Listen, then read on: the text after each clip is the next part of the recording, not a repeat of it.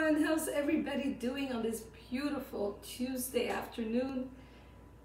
+1. I can't believe how beautiful it is. Just 2 weeks ago it was -19. So we're gonna start finally enjoying the beautiful weather, going for walks, and everybody's gonna feel better. Better morale, we're going into spring. And talking about spring, well, Easter and Passover are both 2 weeks away. So I thought, why not start maybe with our baking and start introducing some nice sweets for the holidays. So what I'm gonna do today is I'm gonna make a walnut, date, and applesauce cake. This is a very, very old recipe. This is actually my grandmother's recipe, but I think she even had it from her mother. So this is how old this recipe is. Now, I'm just gonna show it to you. You can, of course, use regular flour. And because I want to show that it could be done gluten-free and the results are phenomenal. So I made this recipe last week just to try it out gluten-free. And it was moist, it was delicious, it was sweet but not very sweet. And I used kinnikinnick. So kinnikinnick is amazing. So it's kinnikinnick all-purpose flour. For this session here, we're gonna make it gluten-free so that people that are celiac like me and that need to have a gluten-free alternative, and of course everybody wants to be part of, you know, the fun, right? And enjoy the pastries and the sweets like everybody else. So I just want to show you, and I'll show you the results at the end. It is a beautiful, moist cake and you will love it. So let's get started. What I did is I took 1 cup of walnuts and I put it already in the food processor. I just want to show you that it has to be kind of like a coarse. So I'm going to show you exactly how it's done step by step. Very, very easy. So of course, first you turn your oven on at 350. Then you take a tube pan like this. I like the aluminum ones. I find that when you use a darker aluminum, you have to reduce the heat in the oven. Otherwise they cook a lot faster. So we're just gonna put a little bit of spray in our tube pan. Now this recipe, like I mentioned before, is a very old recipe and they used butter. So my grandmother used butter. We're gonna make it now with oil because I tried both ways. Of course, the butter gives it a nice flavor. So if you don't have any allergies to lactose, of course, it won't be a problem and you can use butter. But for this recipe, this time around, we're just gonna show it with oil. And it's really not much, it just uses half a cup. So it's very, very little. So like I mentioned before, here we go. I just want to show you what it looks like. So it's nice and coarse. It's not too thin, but it's not too thick. You want to leave like a nice little bite, a little crunch. And what I did is I took some dates. So we need 1 cup of dates. What you could do, so if you have dates that were in the pantry and are old and dried up and too hard, which is the case here, what I did, just to show you that it could be done. Of course, if you have fresh dates, you use fresh dates.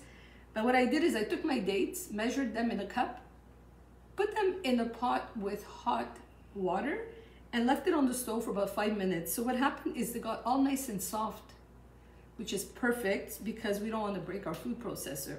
And now what we're gonna do is we're gonna put our dates in here. And what I did is I just chopped them in half just to make it a little easier. So we're just gonna give it a little whirl. So not for long, just a few seconds. As you'll see, they'll chop really, really quickly. I don't know if you can tell. And then we'll just add our walnuts just to incorporate it together so it'll have a nice blend. Again, just for a few seconds.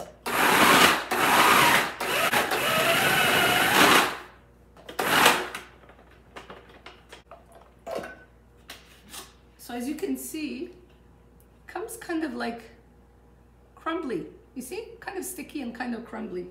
So what we'll do is we'll just put this on the side. We're just gonna put it right here. And now what we do, so if you're using butter, you put the butter. We're gonna be using oil. So we'll put the oil in here. And then we put 4 eggs. So what I like to do is when I break my eggs, I always like to break them into a bowl. 2 reasons.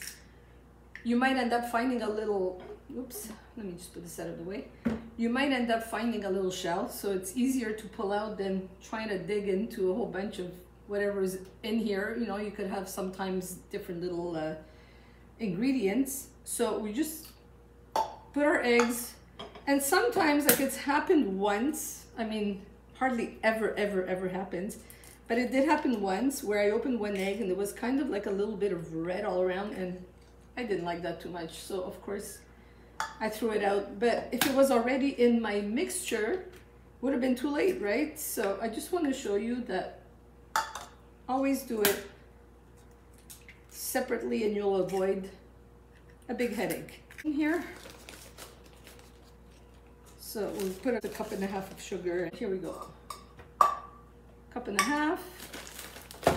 And for the vanilla, we'll put 2 teaspoons. But you know what? 2 teaspoons is almost the equivalent of a tablespoon, so I'm just gonna put a tablespoon. Is we just blend this together for 2 minutes. So here we go. I did want to give you a headache with 2 minutes of blending, so I blended this for 2 minutes. And now what we're gonna do is we put our 2 cups of, kind of hard to see, we put our 2 cups of flour in here. So this is, today we're using gluten-free, but of course, please go ahead if you don't have any allergies, if you're not celiac, if you're not allergic to gluten, use regular flour, but today we're going to use gluten-free. What I forgot to mention to you is not only is it gluten-free, kosher, but also it's peanut-free. So for all the people out there that may have the allergy to peanuts or have kids that have allergy to peanuts, then of course what you're going to do is you could use this flour for any other type of cooking. Of course not for this one because it has walnuts, but for any other type of cooking, baking, it's peanut-free. So just to let you know. So what we did is we put 2 cups of flour, and now what we're going to do is we're going to add 1 teaspoon of baking soda, 1 teaspoon of baking powder, and then for our wonderful flavor, first we'll start with the cinnamon. So cinnamon, 1 teaspoon of cinnamon is more than enough. If you put more than that, it becomes just a little bit too much. So you want to give it that nice cinnamon taste, but you don't want to overload it with, because cinnamon is quite strong. And then we're going to use a little bit of nutmeg. Now I find that nutmeg is quite strong, so I would just go with a 1/4 teaspoon, even 1/8 of a teaspoon. So it depends how much you like it. So actually, let me just see for you.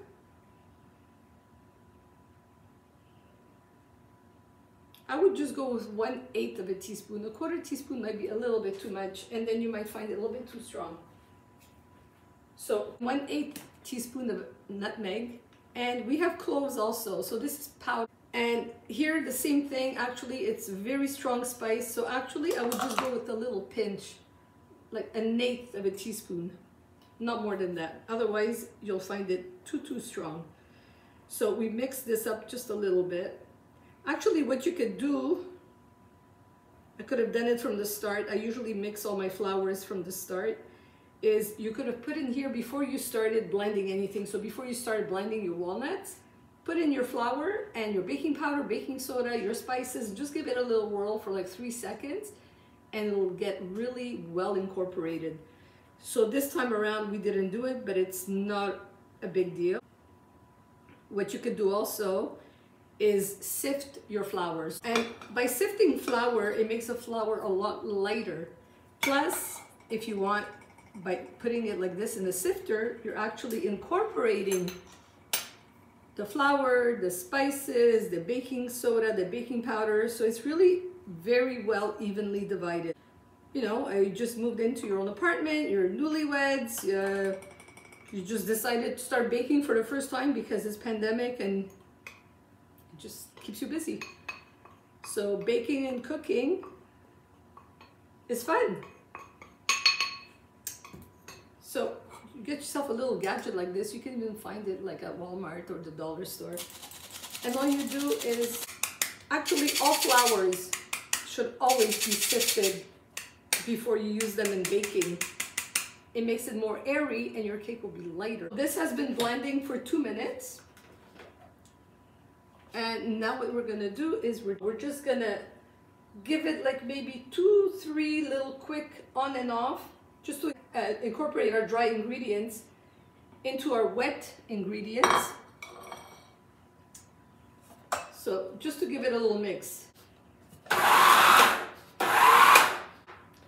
you can see more or less, if there's still a bit of flour, you give it another little quick. And there you go. So as you can see, 3-4 little quicks. So the only thing left to add now is our applesauce. So 1 cup of applesauce, dump it in quickly. And again, 3-4 on and off quick churns. That's it, just to incorporate it. Now we put our walnuts and our dates that we just, coarsely chopped earlier. Put that in, and it's going to be again 3-4 quick on and off. There we go. All done. There you go. So this is what it should look like. It's nice. It's not too thick. It's not too thin. Not too runny. And then we're going to put this at 350. I have to check my grandmother's old notes. I mean, these notes, I don't even know how I got to read it. I mean, it's so worn out. You can hardly see the writing. But you know what? I treasure those recipes because they're incredible. Every single recipe just turns out perfect. So 350 for 1 hour. What I usually do is I leave it for 50 minutes, 50. Then I just take a toothpick and I put it inside. If the toothpick still comes out a little bit wet, it means it needs a bit more cooking. Then you just leave it, let it continue for another 5-10 minutes. But if you put the toothpick inside and it comes out clean, take it out, otherwise it will start burning around the edges or it will start getting dry around the edges. I'm gonna take this and we're gonna put this in the oven at 350 for 50 minutes and we'll be back. And we're back. So the cake has been out of the oven. So you usually wait about 5 minutes. You don't leave the cake too long in there because it starts getting wet and then the whole bottom and the sides get wet. So all you want to do is leave it 5 minutes in here. When you pull it out of the oven, you take one of these racks and you just flip it upside down. And then you leave it like this for about an hour. So in an hour, it'll have cooled off and it'll be, easy to handle. And what you do after is, if you want to put it in a nice little platter like this, if you're serving it for a birthday, a holiday, whatever, if you want to put a nice little doily on top, if you want.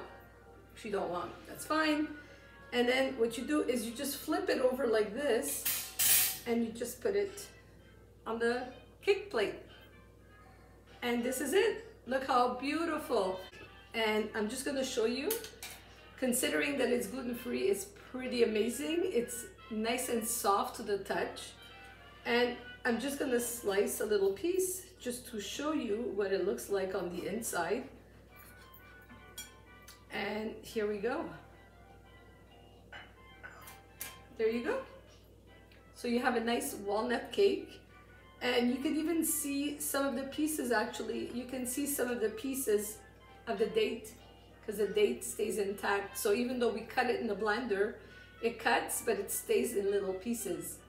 So there you go. Here's a beautiful cake for your Easter. So happy Easter. If you want to make it for Passover, you can do it and you can just substitute the flour. We use gluten-free today, but you can substitute it for a cake meal. So there you go. Happy Easter and happy Passover. Good night, everyone.